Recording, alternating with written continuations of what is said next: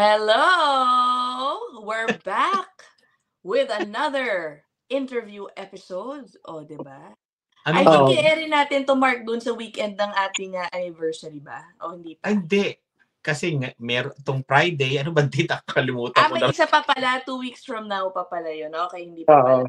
Wala pa to sa ano natin. Sa Friday, meron tayong upload na interview. Oo. Tapos eto pala, i-release to ng January 31. 31. Okay. Last day of the month. Okay. Nako, alam mo, ang daming interesting aspects sa buhay Canada ng mag-asawang kakausapin natin today. Dami natin anggulo, kumbaga. Ang una, nako, mabigat na nga ang gastos sa pagiging international student, especially if you have your family and kids with you. Pero ito, hindi lang isang student ang nag-aaral sa kanilang pamilya. 2. Oo, ang bihira. Magastos. Dobling gastos. Dalawa. Oo. Maliban doon, ito ang galing. Si Mami, na nag-international student, isa siya sa she is in her 50s when she arrived in Canada as an international student, making her one of the, kumbaga, medyo more mature students in her class, if not the most. Mamaya sabihin niya, no? At ito, pangatlo, pang showbiz. Yung anak nila nanalo sa isang sikat na singing contest sa Pilipinas, and their family has been interviewed when they were still in Manila sa mga talk show to talk about yung life ng family nila following their daughter's win. O, diba? Ang galing, ang dami natin pag-uusapan. Anyway, sige, pasok na natin sila, ang mag-asawang si Ate Salem and Kuya Jose Berdin. Berdin family. Welcome. Berdin family. Nandiyan sila sa Niagara Falls. Good evening. Parang talagang may similarities sila, di ba? Yung mukha nila facial feature. Kaya talaga. Ayun. Kumusta po? Okay lang. Okay. Just came from school siya, tapos me sa trabaho. Ayan. Anong gusto niyong unahin? Kayong dalawa, Mark Tice? Siguro background muna sa Pilipinas. Kasi nga, yun nga, nabanggit mo na nasa 50s na kayo pong dalawa. And yet, you decided po na magpunta pa rin ng Canada at study permit, tsaka po isang open work permit. So, ano po bang nangyari? Ba't po maganda yata yung career nyo sa Pinas, tapos iniwanan nyo pa para makipagsapalaran pa rin dito. Yeah. Me? Actually, matigas yung Tagalog ko. Bisaya Tagalog. Yeah, in my case, no, it was really parang it's a difficult decision kasi we're stable na sinabi nga na, uy, ano ba kayo, yung iba nagpunta ng Canada to buy properties. Then you go there, you dispose your properties just to go to Canada. Parang ganun ba? Parang baliktad. But before kasi, yung yung dream ko na may chance ako na makapag dito, stay sa Canada na may snow. Yun ang childhood dream ko. Ano po ba? Sige, sorry po. May marami na kaming kasama sa trabaho na mga 8 years na nasa British Columbia na they really keep on inviting dito. Ba't magtagal pa kayo? Come on. Go here. Maganda daw sa Canada. So parang nakapag-udyok po sa inyo yun para pumunta rito sa Canada? Ako gusto ko talaga, but siya ayaw niya kasi he has only one employer since day one of his employment. So 35 years, one employer. Ako medyo madami. Parang ang dinig ko po is parehas sa managerial na yung position nyo sa Pilipinas. Totoo po ba? Yes. Baka kaya ayaw ni Sir kasi nga grabe naman posisyon nyo. Parang ano pa ba nga dito sa Canada kung pera din lang, baka higit pa yung kinikita nyo. Actually, ang Philippines is lower talaga. I mean, the managers in Philippines is the minimum wage of Canada, but you will spend much lesser. So it's really a comfortable life na Aha. as both working and with a higher position. Can you Aha. share with us ano po ba specifically yung work ninyo back in the Philippines? So si Kuya Jose, 35 years. Ano na po Yeah. yung at the last part before you left? 35 years in a factory for yung gumagawa ng accessory ng hearing aids. Then Oh. electronics assembly. So the last position I held was a purchasing manager. And even in a eco zone yung free trade sa Laguna. Zone. Sa Cebu, but it's a version of Laguna. Yes. Si Mami naman po. Me also, we have same company for the first 7 years. Then I moved to this is a European company. Then I moved out to Japanese firm for 15 years. Then I moved out from the eco zone to customs territory, meaning outside of free trade. So napunta ako sa construction companies. Oh, okay. As finance, my exposure is more on accounting field. Then I think my last 6 years or 8 years are both finance and accounting field. Maganda na nga, no? Talagang komportable na po yung buhay nyo sa Pilipinas. Oo. Sa madaling salita. Yeah. May we have individual cars, pero dito ay nagbasa lang. Ganon. Adjustment talaga. Parang naboring po kayo sa sa buhay niyo sa Pinas na. Kailangan natin ng challenge. Maglakad na yan. But was there anything specific that triggered your move? Meron po bang incidente o realization? Isang araw, alam mo, alis na tayo dito. Ano po ba nangyari? Yung namin initially was the 18-year-old son nga namin na we want him to be here in Canada for a college course. But he changed his mind. He kept on because research. Kung siya lang mag-isa kasi bata pa ba eh. Wala kaming kamag-anak dito. Parang sinamahan nyo lang, parang gano'n. Parang ano na lang ba? Let's go. Kasi may isa pang yung youngest gusto din niyang pumunta dito. Tapos it will be impossible for us to let them go na puro mga young at young age ba. So we decided. Ang dalawa namin DIY man siya na DIY lang kami. Okay. Linawin lang po natin sa nanonood, no? Bali po, pumunta kayo nag-apply kayo sa Canada, papunta rito. Bali, 4 po kayo. Yes. Yung dalawang anak. Ilan taon po yung dalawang anak nyo na sinama nyo? 18 at 15. Ayun. Okay. Tapos 18 years old, nag-college na pagdating dyan. Ganun po ba ang nangyari? Yes. Kagagraduate lang niya ng senior high. Ang dalawa naiwan. Meron kami naiwan sa Pinas, dalawang elder daughters. Yung dalawang babae nandun sa Pinas. Naiwan po sila kasi hindi na sila pwedeng maisama sa inyo as dependent children. Yeah, pero ayaw din nila na talaga. Ayaw na magpunta kami. 22 pa si Jan, 22 pa. Pwede pa sana yun pero ayaw niya. Yung may career na sa Pinas. Showbiz.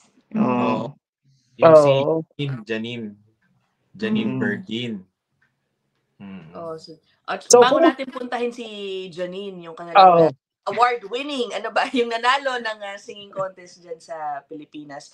So, Mami, when you started school, you were 53 years old. Was there any hesitation dahil po sa inyong age? Or what were your thoughts, applying as an international student? By the way, masteral course po ang kinukuha niya, Tita Salem, ano?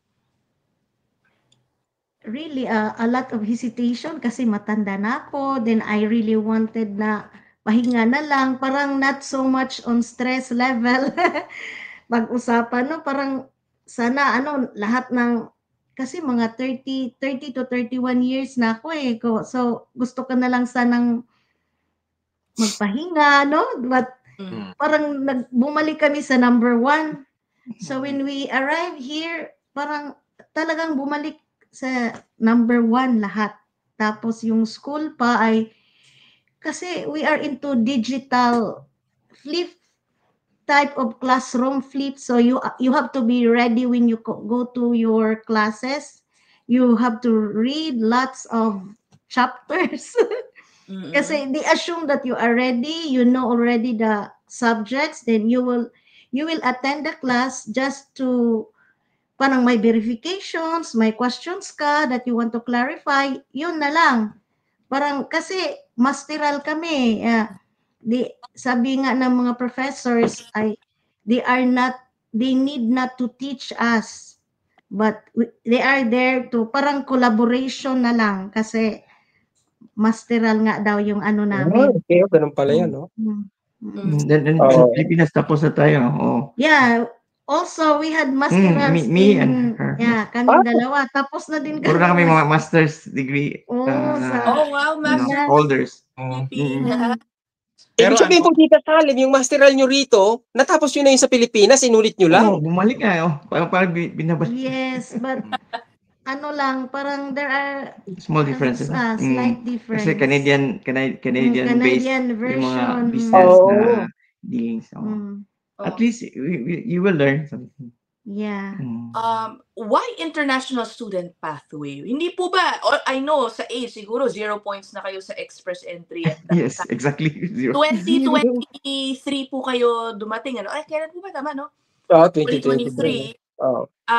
Pero you could have gotten, I think, extra points with your masteral and work experience. Did you consider express entry or other pathways? May naisip pa kayo? I was trying, but there's still some things like yung mga IELTS. We never took those ba, so it could have been another way, but at the time when we decided there's something like no waiting time, we have to do it within a 6-month period, parang ganun ba. So we finally decided to go with the student pathway. Pero anyway, I was parang dali din yung student pathway. Yeah, of course. And I was then very I was very confident na I will find a job. But finally, yun ang pag-usapan natin ngayon. Yan po yung naging tanong ko. Nung nagpatak ba kayong pumunta dito sa Canada, yung mga kaibigan nyo ba tinanong nyo kung ano yung tunay na buhay dito sa Canada? Yeah. Kasi, niyayaya, ang sabi we were something like expecting this to happen.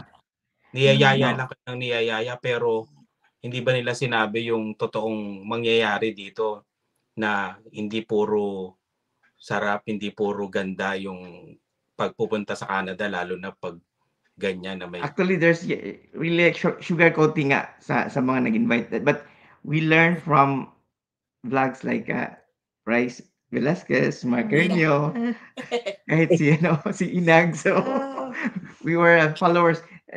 Kahit si Ina, since day one of Ina, si Alwin,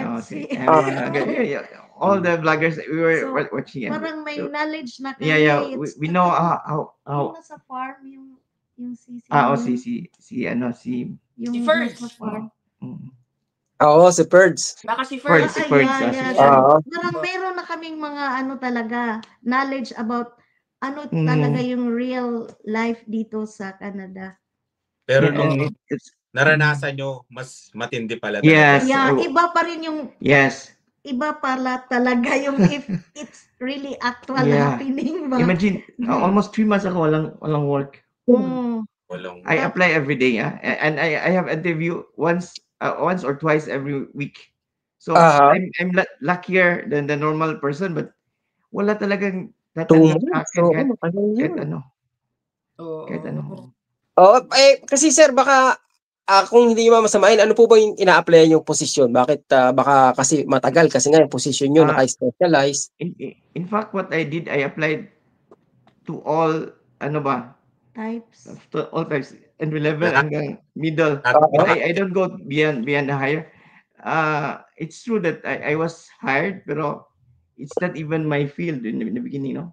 Yeah. Meron na sanang na-hire siya sa Burlington, but he is required to speak French. I Luckily, see. I'm from the French company, no? I can understand, but I cannot speak. That's a weakness.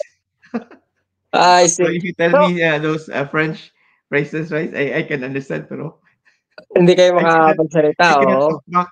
I cannot talk back. Oo nga, no? So, yung unang trabaho nyo, sir? CNC operator. Dito. CNC. Oo, Yung CNC machine. dito. Yung TNC. CNC, computer numeric controlled machine. So, may experience kayo, Ro? program ka sa. I learned a bit back home. Then I applied here. At least I was hired and I stayed for almost 2 months. One and a half month. No, less than 2 weeks. Yeah. Operator. I think sapat yung alam niyo sa CNC, sir, para matanggap kayo as operator ng CNC machine. Pero 2 weeks lang kayo tumagal.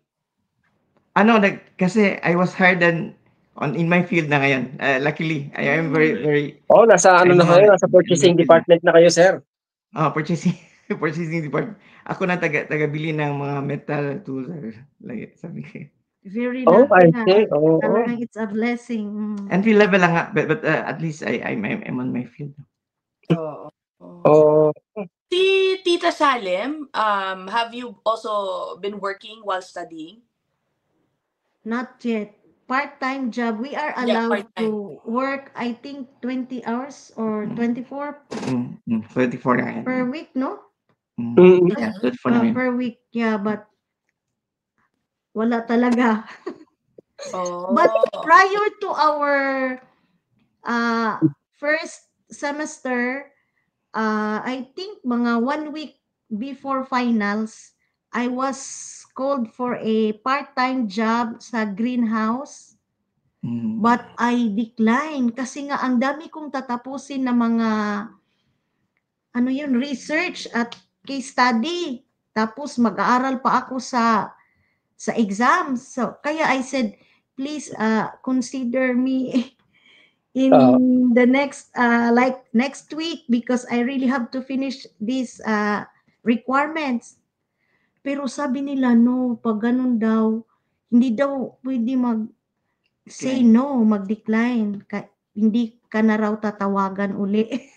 Follow up. Yeah, I ma'am, can I am very interested to have this part-time job. Please consider me. I'm vacant in this like this, like that. But walang reply. So sabi nila, kasi nag-decline ka. Paano naman ako pagbabagsak ako sa finals ko? Iyon yung pathway ko as international student. So I really have to decide na ito yung uunahin ko. Tita Salem, ilang buwan o ilang taon po yung yung masteral? 1.5 years. Matagal din pala, no? 1.5 years. Ibig sabihin, hindi po kayo naapektuhan ng mga lumabas na rules ng Canada tungkol sa mga student? Actually, partially affected siya.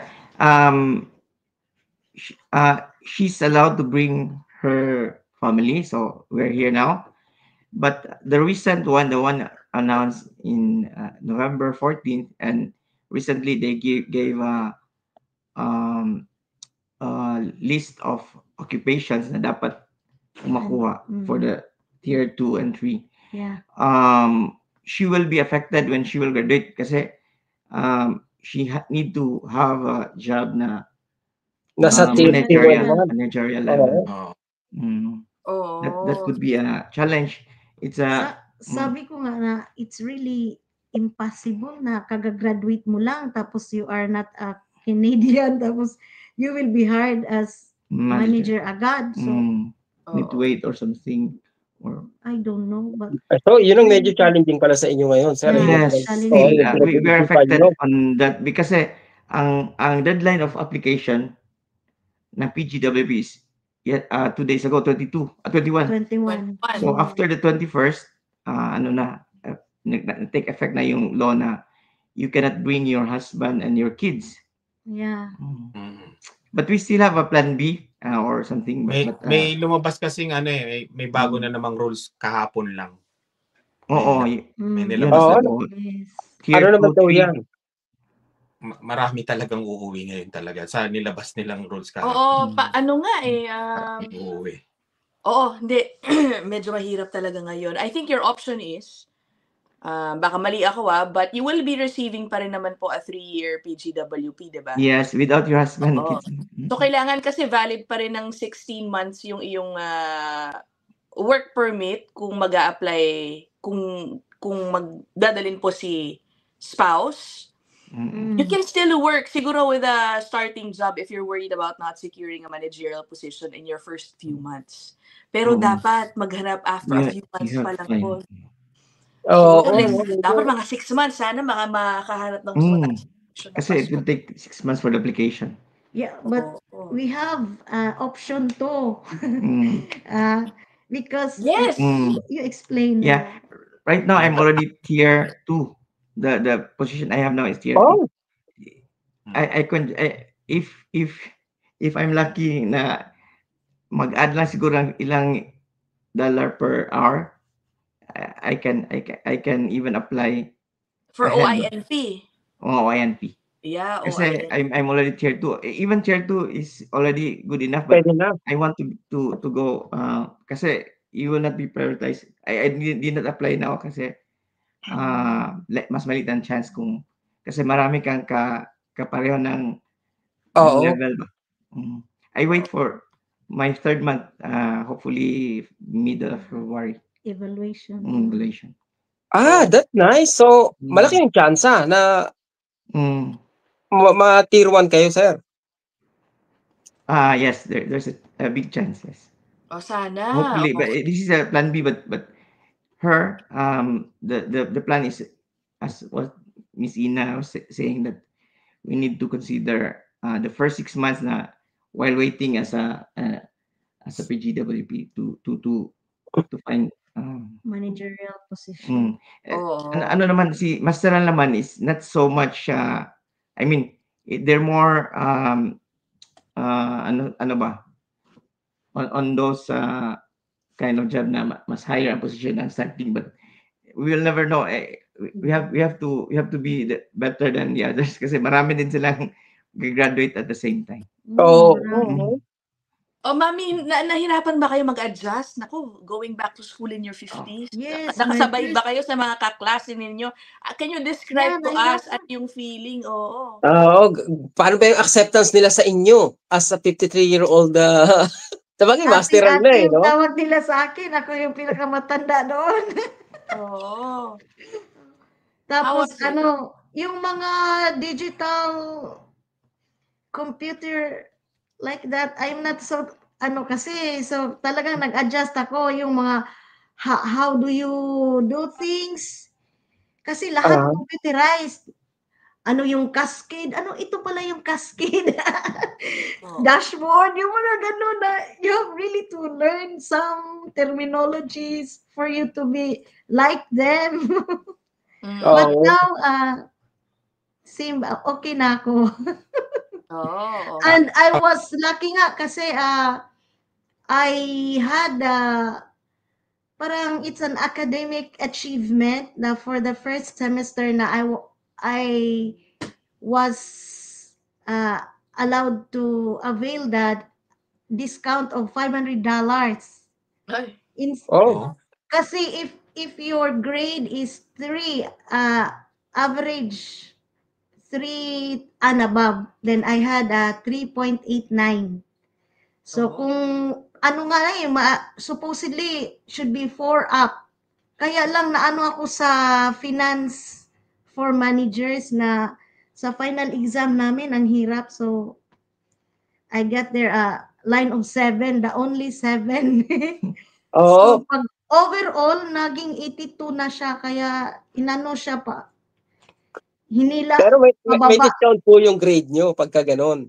Na-decrease Nag-decrease. Pero still good kasi I was one of those academic achievers. I mean may discount yung tuition nyo. Yeah, pag academic achiever ng term na yun, the school will send you email.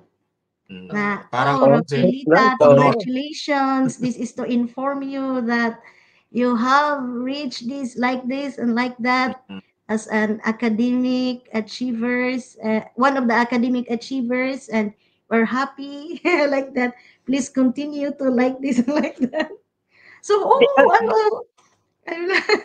so it's not too late pala. Kahit matanda na, there is a chance. Yun po yung iniisip ko kung gano'n nyo katagal pinagplanuhan itong ginawa nyo. Kasi nga imagine, di ba, pares kay managers, tapos sabay pa kayo alis ng Pilipinas, makikipagsapalaran kayo rito. Sabi nga, parang si Sir, parang naghahanap na ng trabaho, hindi pa nagpupunta ng Canada. Yeah. I had to wake up at 4 a.m. Mag-interview ako sa bahay namin. Kasi 4 p.m. Canadian time, 4 a.m.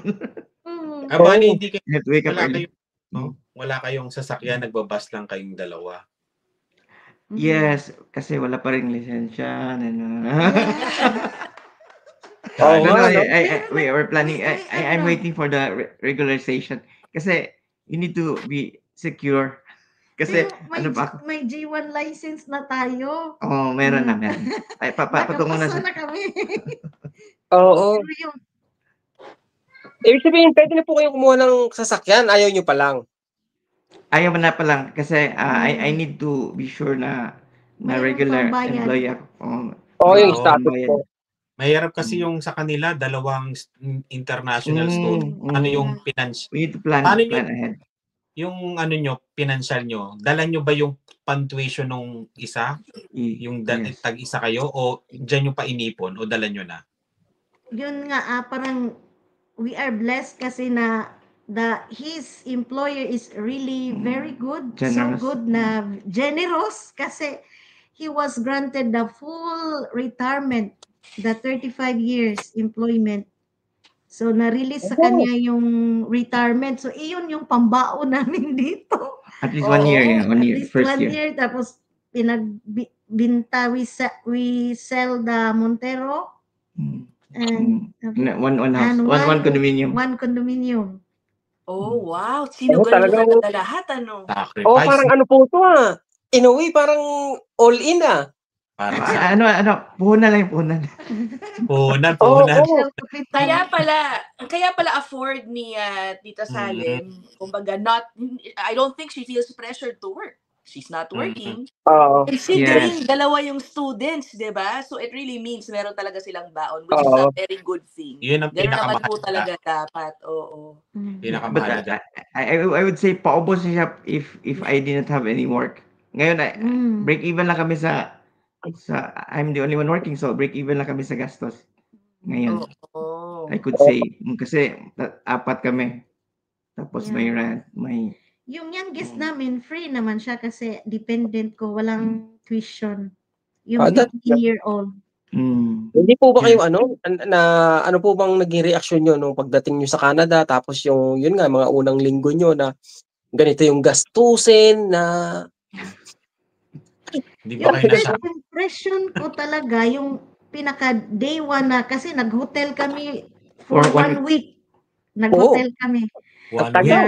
Yung murahin lang na hotel. One room for the 4 of us. So it's really a cheap hotel. But it's good. It's good na. Kasi So, nag-set naman sa amin na di mag-inarte. Kasi may go to number 1. Yung tapos mga 1 a.m. na lumabas kami sa hotel and just in the highway, tapos na tingnan ko yung, this is Canada. Kasi hindi kami makatulog. Hindi kami makatulog. So yung impression ko talaga is good naman. Good. The environment is clean, Yeah. parang peaceful. Peaceful naman dito, dito sa Ano, unahan. positive yung impression city naman. ko. Parang ano Pero po, as parang work, ulit. Oo. as to work, sabi nila Pero- madali lang daw. Kasi yun ang naririnig namin back in the Philippines na there are lots of job na hindi ka raw mahirapan basta hindi ka mamimili. Not true to me. Naubos niya lahat ng shops. Alam niyo bang sa Canadawan ay iniisa-isa ko talaga lahat ng stall na Pag-apply. American Eagle, Guess, Urban Planet, ano pa yan. Ang dami kayo Yun yan sa... kami Yun yung dalawa. mali- Tapos... Yeah. Mark, naglalag ka yata. Nag-hang ka, Mark. Oo. Pero sige. So, ayun, sige, 2023 continue, tita. Kung ano yung experience. Sa Canada. Sa Canadawan. Tapos, they are ano yan? Entertaining, polite. We have no hiring now, but we can accept your resume if you want. Pabira, di pa ito totoo yung sinasabi nila madali mag-apply sa Canada basta hindi ka Hindi mapili. pala. Hindi. Pero ang ginawa pa niya. Noon lang siguro yun, not anymore, no? Tapos, yung naranasan ko pa yung actual interview doon talaga sa American Eagle ba yun, no, na we have a spot hiring, ganun. So, pumipila ako doon. So, you're the next. Tapos, I was there na. Hindi ako napili kasi they usually pick the young ones, the high school, yung mga teens. Yeah. Yun ang pinipili nila pala. Yeah, we can see that. Kaya yun din ang mga problema ng mga international students kasi hindi nga sila din napili. So hindi lang sa edad ko na I'm 53 years old, but yung talagang pinipili nila ay mga teens. Tsaka siguro po, sabi rin nila talagang medyo challenging para sa naka-study permit ang maghanap ng trabaho kasi nga dahil sa schedule nila sa school. Parang nagkakaroon ng conflict sa trabaho, hindi sila mabigyan ng madali. Yes, but for her, Rice, she's only at school twice a week, so she have like 5 days in a week. Yeah. Last term, my classes were Thursday and Friday.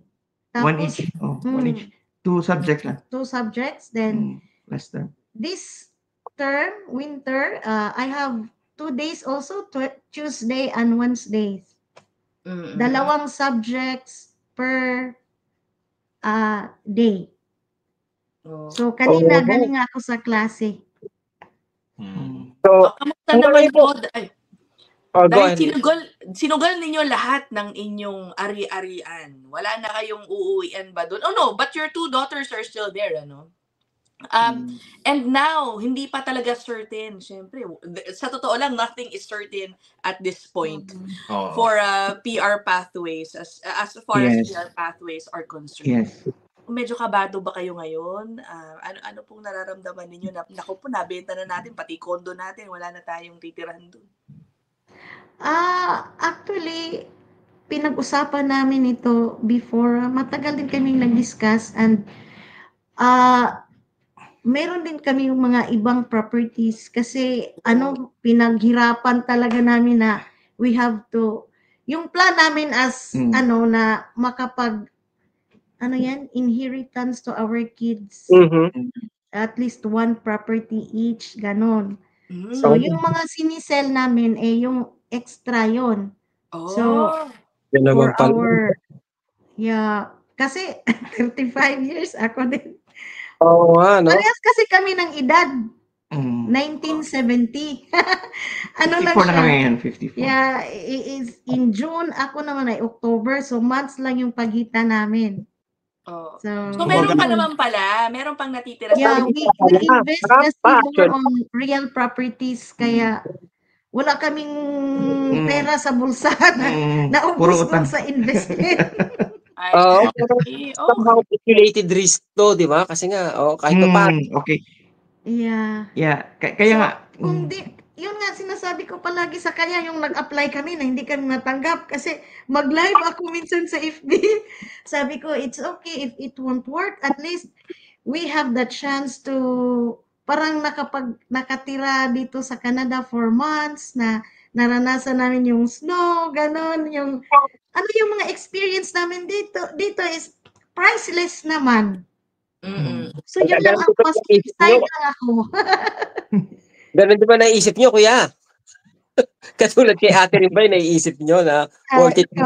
Ako, I'm working man. So I'm exempted sa siya tourist gusto na talaga niya dito kasi may work na siya.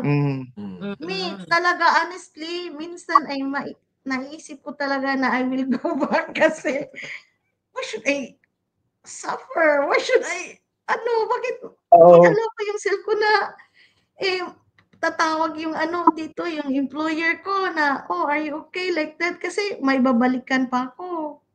O kahit naman wala na yung employer ko, I can easily find a job kasi doon sa Philippines.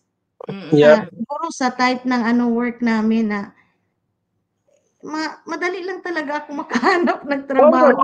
Parang hindi niyo po ba naisip na parang kung nasa Pilipinas kayo, mas easy yung buhay nyo? Kumpara ngayon na parang uncertain, tapos yung stress level nyo sa mga pangyayaring pabago-bago ng bata. Hindi ba dumaan na parang nag-usap kayo na nag-away kayo o nagsisiyan kayo, ba't tayo nandito? Hindi ba dumaan na Ay, ako, umiyak talaga ako. Lalo't na yung mga first few napapabili ng ticket, Mark. Bili ako ticket. I want to go. Kasi siya yung nagpilit. Tapos siya ngayon gusto umuwi. Pero siya naman yung nag-apply ng DIY. Hindi ko nga alam, bilis na bala, ganun. So kasi yun yung maganda kasing malaman ng tao.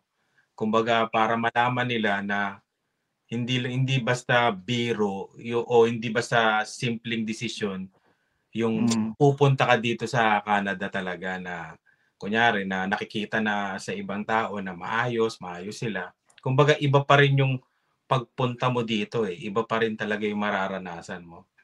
Kaya yung maganda yung experience nyo na at least kahit masaya kayo na talagang 100% na talagang desidido kayo na dito tumira sa Canada. Actually, pero parang divided pa sila ngayon, Si Mami parang nasa isip pa rin ng umuwi talaga Kasi may babalikan pa siya Correct. Yun lang maganda. Retired naman ako. Wala akong babalikan. Retired na. But also, na pagbabalik siya, may trabaho din siya kung hindi siya makahanap dito. Tsaka I think you're good na rin, kuya, kasi nga sabi mo, retired ka na, may pension ka, even na, alam mo yun, umuwi ka ng Pilipinas, you don't have to work, di ba? Kasi may tinatanggap ka na. Pero 60 pa man siguro. 60 pa. Early retirement. 60 pa man. Sa company, 54 sa SSS, wala pa. Wala pa. Meron pa ako pag mag-60 ako, meron pa akong Pag-ibig, SSS, meron ako doon. Oo, kompleto. Biro ka na rin siguro yun. 5 years. Kanila may babalikan Hindi katulad nung may mga nakakausap ako na talagang isinugal pati pato talaga. Yun ang maganda yung ibabalikan. How are your daughters back home? Nako, eto na. Baka familiar, kilala ng ilang mga viewers natin, yung isa sa inyong anak. Can I show it on YouTube, Mark? Hindi ko na lang ipe-play para walang kanta. Pwede. Teka muna, ha? Grand champion po ba? Tama ba? Opo. Yan, hold on. Nag-search lang ako sa YouTube nito, pangalan ng kanilang anak. Ang nagwagi sa tawag ng tanghalan 6 years ago. Ayan, si Janine. Janine is still back home in the Philippines. Ano pong ginagawa niya doon ngayon? She's based in Manila. So, separated sila sa elder sister niya. Ang elder sister niya was before her PA. But ngayon, nasa Cebu na working. So, she's alone nandun siya sa bahay namin sa Cebu. main house namin sa Cebu. Sa Si- Lapu-Lapu. Si Janine naman nasa Manila. She's with the UMG, parang record label.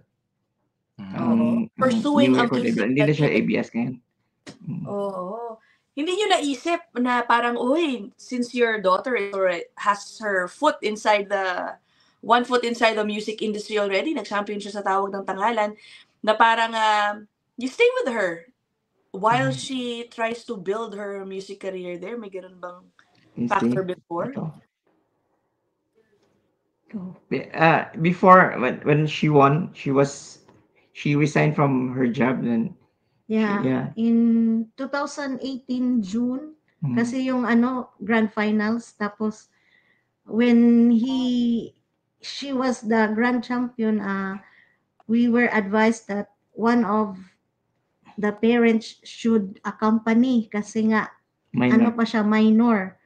So ako yung lesser salary compared to him, kaya I resigned. Then I resigned. So I accompany Janine sa mga lahat ng asan yung mga events niya. Kaya nga nakapunta ako ng Dubai, nakapag-ikot doon sa Philippines, around Fiesta, Philippines, Davao, yung saan yung mga invites niya, Santa Fe, nga hindi ko nga yun napuntahan ng mga lugar na yun. So because of that opportunity, nakapunta kami doon. Oo. Nako, tell us about this. And what are we seeing here? Nako, si Mommy and Daddy kasama ang kanilang daughter. Na-interview ko yun sa isang morning show, no? Morning show ito. Sa ABS-CBN, I believe. Oh, galing nga na-retrieve. Yan. Yes, Mom. Kasi yan interview ng Magandang Buhay, yung lahat ng mga grand champion they will interview. Oo. Tapos yun ang parang within the week na nanalo si Janine. Yun, within those days, yan ang interview. Di ba nasa mo kaya yan din yung istorya? Oo. Sa maalala. Meron sa MMK. Meron. Nasa MMK din yung istorya nila eh. Talaga? Let me look that up. Full nga ngayon meron silang full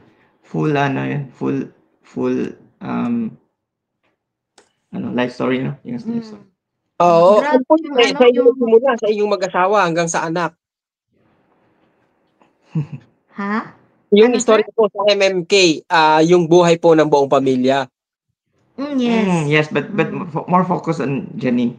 Yeah. When she was little and hanggang tumanda. Simula pa lang siya. Yeah. I think ang maganda dito, no, you're not worrying so much about your daughters back home as far as yung mga needs nila. Tama po ba?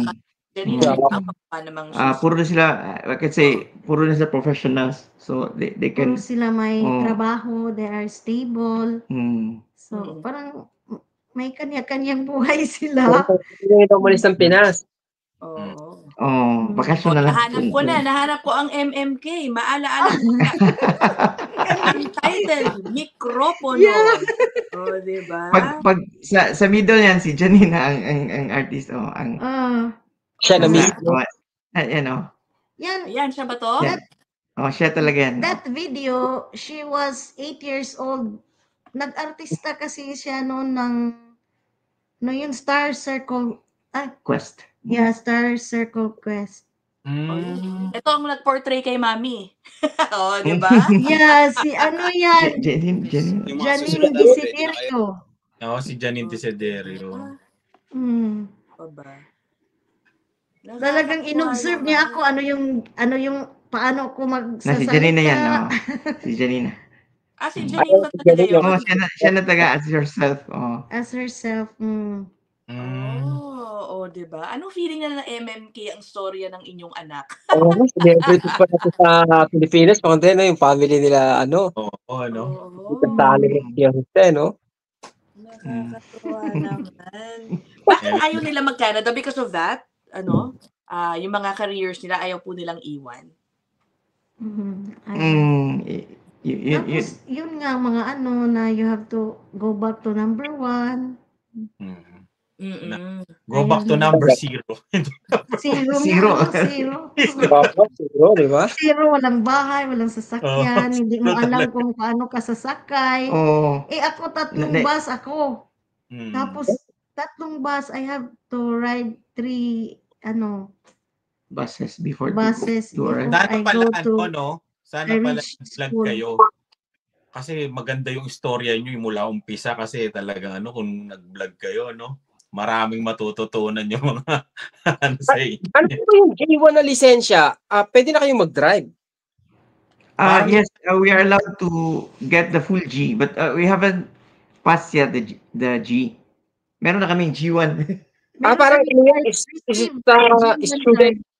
Oo. Parang kasi we were driving for 25 years in the Philippines. So iba lang yung rules dito. So it is true that I need to pass my exam is first week of February. I'm afraid. Kasi sa Jaime, parang anytime within 6 months, I can have the actual driving para may G na ako agad. Pero, parang hindi pa ako ready. Tapos na muna. Nakita namin kay Rice, ayaw na namin mag-drive. Wag yung kay Rice ang panoorin nyo tungkol sa mga kotse. Yung kay Rice, maganda kasi long drive. Pero, when you went to Canada, in your 50s, now, practically mid-50s na po kayo, then you're starting to work pa lang ulit. What are you thinking about kapag retirement ang usapan? Kasi that will come in 10 years from now. 5, 10 6 years from now, Oo. Anong nasa isip nyo? Are you retiring here in the Philippines? Ano ba? For sure, Philippines. What we were planning is the last 6 to 7 years here. Then we will, of course, maybe you can work 5 years more. 65 is the retirement age here. But we were really planning to go back to the Philippines once masettle na tong dalawang bata na dito. So we're even already planning how we will acquire a house, probably sa pangalan ng elder son. We're already doing we're already preparing the same plan as what we were doing back home. I already know about RSP, FHS, maraming mga terms na banking terms. Ganun po ba kayo ka-eager na makuha yung permanent residency nyo dito sa Canada o ganon? If I have a chance, I will grab it. If not, we can go back home naman. Wala naman siyang restriction, and one of our son will be for sure continuing his school and getting a job.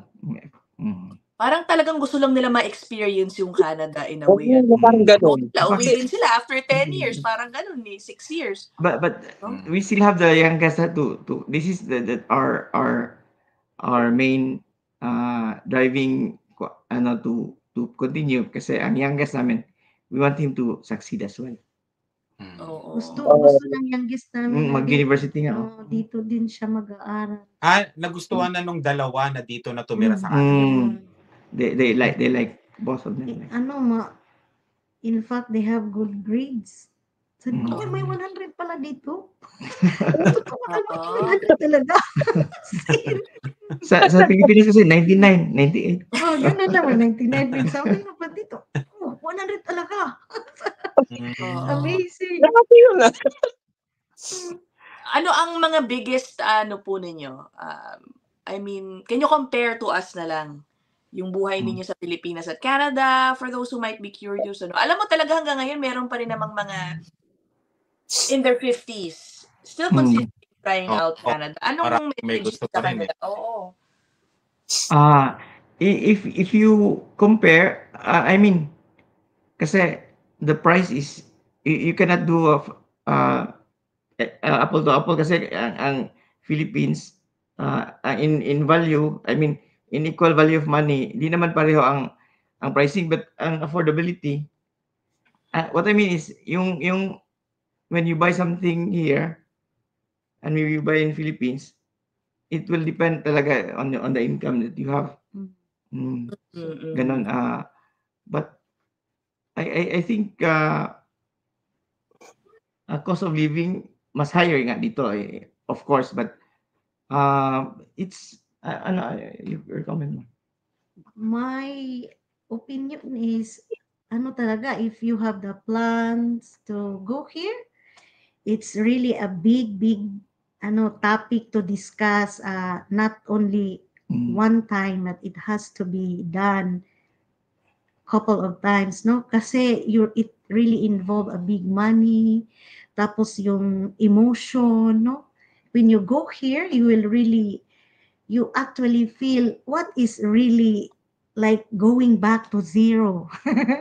Na everything is there and is in the top na talaga, then just go as indirectly you drop to zero. So parang it's really difficult for you. Pero if you are determined, you are, shall I say determined, kasi minsan kasi ako parang mag-self-pity ako, ma-discourage ako, but still I go back to positive side na, I really have to do this kasi nandito na ako. I have to do this. Tapos pag makita ko yung mga positive side, may mga good results ako, then maano naman ako, mabuhayan na naman ako. Na, so talagang it's you na parang yun, tibayan ng loob na it's you you will decide. No one will help you pag na parang kasi dito talaga sa Canada totoo talaga na trabaho. Then trabaho. Tapos doon sa Philippines, say I will go back to the Philippines because I can do what I want to do. I can buy what I want, like that. Kasi ganun na kasi yung level ko na hirap dito, ganun. So, kaya that's it. Think and think and think and think so that when you go here na kunyari mayroon kayong mga problema, you will go back to your decision na ito yung ko eh. So I should live with it. Tapos ako din, gusto ko din yung na magkaroon kami ng bahay. We were advised by one of the bankers in TD Bank, no? Na as much as you can get a house, because as long as you are renting, you are giving away your money. So if you have a chance, buy a house, do not rent. Parang sabi ko, that's a good idea. As early as now, yun ang gusto namin na ma-achieve, na sana si Lord ay magbigay ng blessing sa amin ng bahay. Pero that should be PR first. So, yun talaga ang prayer ko every time, na PR first, tapos yung bahay. Tapos yung bahay kasi mga na kami, mga nearly retiring na. So kahit gusto namin mag-acquire ng bahay, but the name, it should be under our son. Yeah. And maybe by that time you help them acquire the house. Yes, we'll just who will continue it, the two of them. Parang ganun bang nasa isip niyo? Yeah. That's something to consider. I see. Oo nga naman. It's a good plan, I think, diba? And then, win-win for the kids, win-win. Nakakuha na yung mga anak agad ng bahay sa tulong ng parents. Tapos, sila na magbayad sa retirement. They will continue to pay. They will pay for it. Pero, for them. pero big deal kasi na naka-acquire na agad sila nung, alam mo yung pang down payment, hindi nila naiisipin yun. Tama ba? Yeah. Talagang ano lang, no, normal lang na parang isipin mo na mali yata yung decision ko, ah. Diba? Oo, I see. Pag kunyari may kaibigan kayo dun sa Pilipinas nagtanong sa inyo, i-advise nyo ba na mag-Canada? This, for me, this, with the happenings around the world, around Canada, with the many changes every now and then, siguro, wag muna. Yeah. Yeah. We told them standby muna and wait for any improvements. Baka magbago yung mga policies. Baka magbago, so it could be to the better na because we're in the worst. Parang nga, di ba, everything happens for a reason. So, baka nga may rason. Bakit ganito yung mga pangyayari, no? Yeah.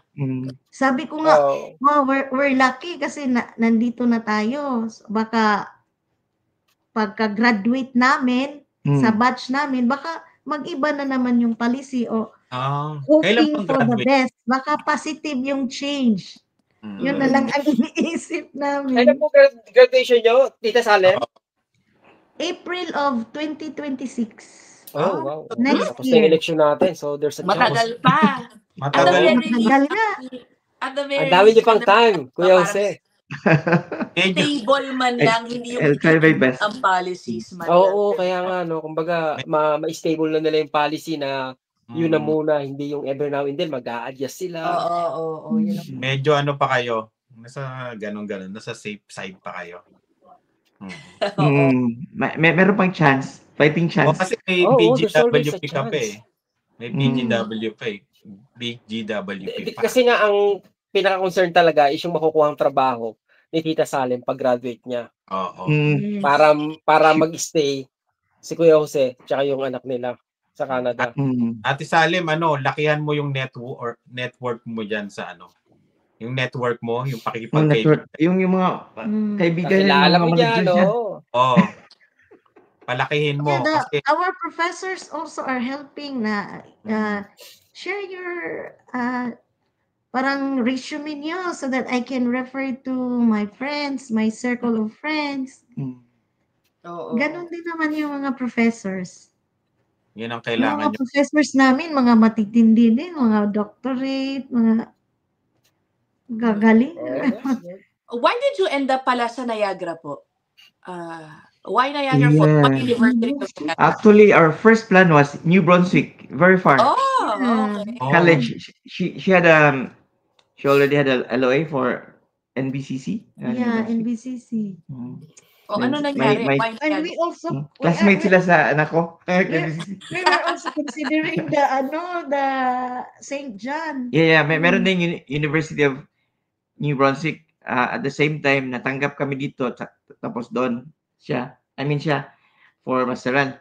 Then we chose here kasi at the same price, we'll have more opportunity to find work. Yeah.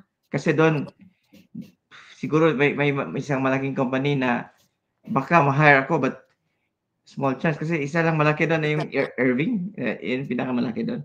But after that, you have to go to other small shops or factories. So it's a challenge. Okay. Siya talaga yung nagpili na dito. Dito na lang. Ikaw nagpili ng Niagara. Yeah, actually, I was really discouraged after na-decline kami ng first application. Ayoko na talaga. Ayoko na, but he pursued na find another pathway. Ganon. So, nagmasteral ako. Sabi ko, mag-aaral na naman ako ng masteral Tapos na ako nagmasteral sa Philippines. Paano ba yung Kuya Jose? Pinalano nyo na ikaw ang masteral, ako ang magtatrabaho. Ganun ba yung Kuya Jose? Siya masteral. Pwede din naman ako, but I would think na mahirapan siya maghanap ng trabaho. That's why kaya siya yung pinag-aral mo. I'll try because me, I could like what I did. I was an operator for CNC. I have to stand up the whole day. First time ko, I'm sitting at the office, and first time for a few weeks I was standing the whole day. Parang mas flexible ka sa trabaho, Kuya Jose, kaysa sa babae, di ba? Madali ako makakuha siguro. I'm an electrician nga then, but I don't have the certificate. I'm an electronics technician then computer. Pero ang nakuha ko yung isa na kumuha nga kami dito ng first aid training. Kaming dalawa. Baka makakuha kami ng job ng parang home care, gano'n. Magbanta sa mga bata. Wala pa rin. Talaga marami kayo sinubukang formula, ha? Try this, try that. For 3 months, almost 3 months. Sabi ko na, imagine almost 3 months na walang trabaho, kami lahat wala. Diba? Tapos walang income.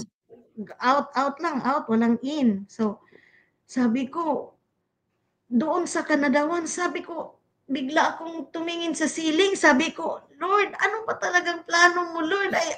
Ayoko na, Lord, I surrender to you all. Sabi ko, as in, lahat ng diskarte namin ay ubos na. Wala na akong maisip. So, kahit McDo. Kahit McDo. So, alam niyo ba, when nandun na kami sa bus, going home, ay biglang may tumawag sa kanya. Tapos, it's a job. Yun nga ang CNC operator na he has to start agad. Sabi ko, wow, ang bilis naman ang answer ni Lord sa akin. Tapos, yung bang bonus pa is after less than 2 weeks, inahire nga siya sa posisyon niya. Really, my prayer was that, Lord, please, yung prayer ko na sana makakuha ng trabaho yung asawa ko na yung main job niya sa Philippines, yung trabaho niya sa Philippines, sana yun din ang makukuha niya dito. At saka sana sa Niagara lang talaga, wag sa malayo, sabi ko. Specific yung wish mo, ha? And very specific din yung answer niya. Tapos, sabi nga niya, ito yung office ko, day 1. Sined niya, hala, yung bang, what I prayed for is mahigit pa doon yung binigay kasi he has his own room na may nakasulat po si Berdin. Sinend niya sa akin na sa school ako. Sabi ko, hala, grabe. Sabi ko, Lord, thank you, Lord. I love you, Lord. Kasi it was really unexpected. Parang sabi nga nila, wow, ang bilis nga yung nakakuha. Yung iba nga, dumaan sa mga ganito, ganyan. Tapos matagal daw nakakuha. Matagal daw ilang years pa daw, but ours daw is just very quick lang daw. Sabi nga. So, sabi ko, very good din si Lord sa amin. Thank you. Ang galing talaga. No? He gives it at the right time, always. Yun, tama. Yes. Tsaka karaniwang istorya ganun, no? Parang nag-struggle talaga sila, hindi sila nakahanap ng trabaho sa first few months nila, pero later on, nakuha nila yung trabaho gusto nila. Yeah. We're thinking na maubos na yung baon natin. Salam. Naku, marireplenish yan. Kasi you have to pay the whole year. Yung bang yung thinking mo na wala ng pera kasi palabas mo, walang nag-i-in. Tapos, yung ba yan? Apartment po ba yan? Apartment yung... Yeah, we're in the basement. Tapos 3 bedrooms. Pwedeng matanong kung kung magkano yung ganyan. Mura lang nga sa normal kasi we only 1.6. Tapos 3 bedrooms. Malaki. Pero Pinoy ang may-ari. Pinoy. Okay ang nakuha nyo. No? That's nice. Okay. Alam niyo ba, this is not our choice. Kasi we had a house hunting. Dami ng through agent. Doon pa kami sa Philippines, nag-book na siya ng agent kasi ayaw niyang magkuha kami ng house nga na hindi namin na actually nakikita ba yung actual kasi daw yun, parang maganda pero actually hindi. Photoshop. So yun ang ginawa namin. Dami namin, nag-house hunting kami. Then finally, meron ngang 4 minutes away lang sa school ko, pero maliit. So, meron 20 minutes away, parang walking. yun na talagang we decided na kukunin namin kasi maganda, newly built, na. But, sabi namin na puntahan natin itong lugar na ito. Puntahan natin kasi parang naano kami na yung kasama namin before sa trabaho, palagi nagfa-follow up na, "Uy, ate, kuya, punta ba kayo doon? Kasi naghihintay sila if you will view the place." Ganon. So sabi ko, puntahan naman natin kasi nahiya na ako, palagi na ako. Hindi na lang natin sabihin na we want, basta we will see the place. Titingnan nyo lang. Pagtingin namin, it's okay. Tapos Pilipino. So, kahit malayo nga sa school ko, so, convenient naman sa amin kasi 3 rooms. Tapos lahat, na siya, furnished na lahat. That's good, Kompleto. Yeah. Ayos pala. Kompleto lahat. Mura na nga. 3 bedrooms, Tapos 1-year-old lang ang basement. So, bago talaga siya. Bagong renovate.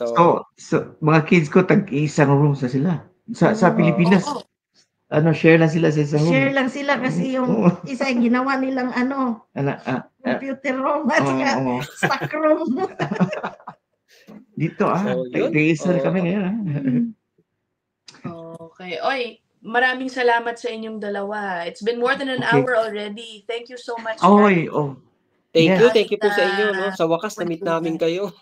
Thank you so much. Thank you so much for the invite. Nagulat nga ako, uy, Sally, may daw tayo sa, Thank you kay Jose at Ate Salim, no? Sana po, kumbaga, mabalitaan niyo uli kami sa mga susunod na pakikipagsapal natin sa Canada, no? Hopefully, it will be a good news. Yeah, sana. Sana pag na-meet na namin kayo, PR na kayo. Yeah. Baka punta kami sa anniversary. We were there day 1. Baka if you have time, if it will be a weekend sana. February 8 yun, February 8. Okay. Weekend ba yan? It's a Saturday. Saturday po. Saturday. We are free. Yeah. So Iyon, maybe we can meet. Yan. Babiyahe lang kayo ng konti. About 2 hours. Mag-bus na kami. I-announce po namin yung location natin para... May bus pa Niagara to Toronto? Meron nga train. Meron nga train. Katabi sa school nila. Talaga? How long yung train? Ang galing. Yung papuntang US, kasi we can just walk to the US. We tried one time. Yeah, it's nice. Okay, nag-cross pala kami ng border from Canada to US. You have may dala kayong US visa pala. The good. Meron. May US visa. Daig pa pala. Daig ka pa, Mark. Nakapunta ng US. Yeah, you can go all the way to New York, diba? Sa Niagara. Yes, we could train. So nice. Magkita tayo sa anniversary pala. Mamimit namin kayo sa anniversary. Okay. Sige, hopefully. We hope to see you there. After publishing 1 week from now, magkikita na tayo. Thank you so much. Thank you. Thank you. Tito Jose. And good luck. Good luck sa inyo. Yung journey. Thank you. Yeah. We hope you update us. Please pray for us. We will. That is it for episode 58 of itong Spot Pinoy. Diba? We're back to doing interviews na talaga, ha? Sa mga interesado pong mag-share ng inyong mga story with us, please send us an email, spotpinoy@gmail.com, or send us a private aming Facebook page. And yeah, we'll see. Maraming salamat. That's it. Bye. Thank you, guys. Bye. Bye.